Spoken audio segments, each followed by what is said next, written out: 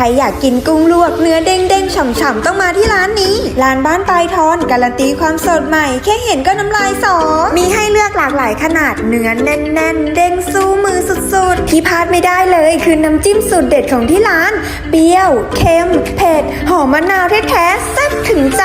กุ้งลวกกินกับอะไรก็อร่อยกินเปล่าๆหรือว่ากับข้าวสวยร้อนๆหรือใครจะทำเป็นเมี่ยงก็อร่อยสุดๆไปเลยนะราคากุ้งก็ย่อมเยาเริ่มต้นถุงละ50 บาทเท่านั้นหรือถ้าใครอยากทานตัวใหญ่ๆจุกๆแบบจุใจก็ต้องถุงละ200ไปเลยเนื้อกรอบเด้งหวานอร่อย10 เต็ม 10แอดมินขอเชิญชวนทุกท่านได้มาลองชิมความอร่อยที่มีเฉพาะที่ตลาดนัดเซียนสตรีททุกวันจันทร์และวันศุกร์